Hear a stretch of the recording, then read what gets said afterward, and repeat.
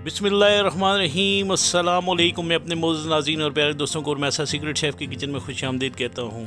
आए रमज़ान मुबारक का 8वां रोज़ा है और मेरी दुआ है कि इस रमज़ान मुबारक के सदक़े, इस दिन के सदक़े आपकी तमाम मुश्किलात को अल्लाह ताला आसान फरमाए, आपको अपने हिफ्ज़ व मान में रखे, आमीन।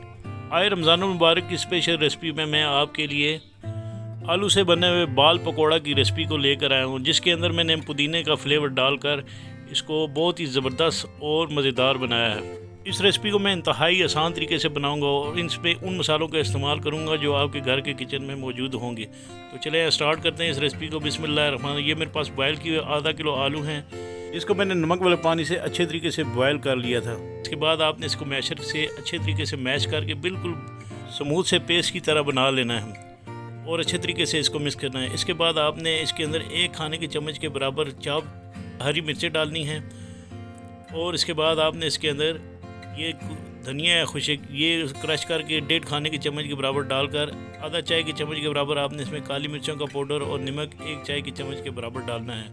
और उसके बाद चिकन पाउडर है, ये भी आपने 1 चाय के चम्मच के बराबर डालकर इसके अंदर आपने गरम मसाला 1 चाय के चम्मच के बराबर डालना है। और इसके बाद ये पुदीने के पत्ते हैं जिनको मैंने अलग अलग कर दिया था, आधा कप के बराबर आपने इसके अंदर ये डालकर इसके अंदर आपने धड़ा मिर्च जो है आधा खाने के चम्मच के बराबर डालनी है।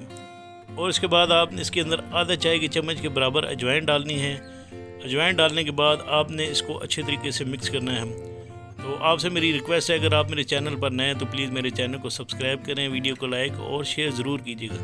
तो आपने इस तरह पोटैटोज़ को अच्छे तरीके से मिक्स करके इस तरह एक स्मूथ सा पेस्ट डाल लेना है। इसके बाद आपने इस तरह इसके गोल बाल बना लेने हैं। आपने अगर आपके इस पोटैटो बाल में नमी ना जाए तो आप इसमें ब्रेड क्रम्ब का इस्तेमाल कर सकते हैं और बेसन का इस्तेमाल कर सकते हैं हल्का सा। जब आप आलूओं को बॉयल करें और ये आलू बॉयल होकर तैयार हो जाएं तो आपने इन तमाम आलूओं को एक स्टैनर में डाल देना है। स्टैनर में डालने से ये होगा कि जब तक ये आलू ठंडे होंगे तो जो इसकी नमी है वो भाप बन के उड़ जाएगी। तो इसके बाद मैंने ये बेसन ले लिया है, बेसन तकरीबन 1.5 कप के बराबर है। इसको मैंने अच्छे से छान लिया था पहले। और इसके बाद आपने इसके अंदर अदरक लहसुन का पेस्ट आधा खाने के चम्मच के बराबर डाल देना है। और इसके बाद आपने इसके अंदर ज़ीरा 1 चाय के चम्मच के बराबर डालना है। आपने ज़्यादा ज़ीरे का इस्तेमाल नहीं करना वरना ये कड़वा हो जाएगा। तो इसके बाद आपने 1 चाय के चम्मच के बराबर ये चिकन पाउडर डाल देना है। और ये नमक है, ये आधा चाय के चम्मच के बराबर इसमें आपने डालना है। इसके बाद आपने इसके अंदर ये ज़र्दा फूड कलर है 1/4 चाय के चम्मच के बराबर आपने इसके अंदर डालना है। और ये तकरीबन 1.5 कप के बराबर आप इसके अंदर पानी डालकर इसको आपने अच्छे तरीके से मिक्स कर लेना है। ये आलूओं के बॉल्स का जो है ये बैटर है जो बेसन से मैंने बनाया है। इसके बाद आपने इसके अंदर मेन चीज़ जो है बेकिंग पाउडर आधा चाय के चम्मच के बराबर ज़रूर डालनी है और आपने इसको दोबारा इस तरह मिक्स कर लेना है। जब अच्छे तरीके से ये मिक्स हो जाए तो आपने इसके अंदर ये पोटैटो बॉल्स जो मैंने बना कर रखे हुए थे आपने इसके अंदर एक एक करके डिप करने हैं और इनकी अच्छे तरीके से कोटिंग करनी है। आपने बेसन का जो बैटर है ये थोड़ा सा गाढ़ा बनाना है, आपने इसको पतला नहीं बनाना। अगर आप पतला बनाएंगे तो जब आप इसको फ्राई करेंगे तो ये पोटैटो बॉल्स के ऊपर से उतर जाएगा जब आप इसको फ्राई करेंगे। तो ये देखें इस तरह आपने थिक सा बैटर इसका बनाकर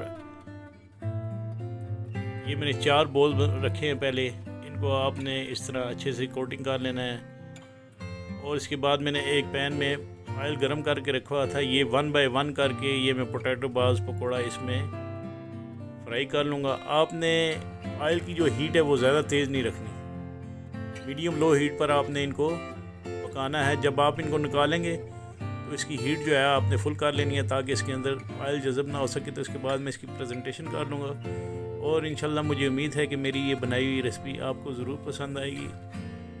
अगर आपने कुकिंग से मुतल्लिक़ कोई मालूमात लेनी है या कोई कमेंट्स बॉक्स में मुझे कमेंट्स करें तो मैं इंशाल्लाह आपको ज़रूर रिप्लाई करूँगा। तो इन पोटैटो बॉल्स को आपने इस तरह पुदीने के पत्तों के साथ टूथपिक का इस्तेमाल करके एक एक करके आपने इनको लगा लेना है। तो इंशाल्लाह इस रेसिपी को आप अपने घर में ज़रूर ट्राई कीजिएगा और मुझे कमेंट्स बॉक्स पर कमेंट्स ज़रूर दीजिएगा।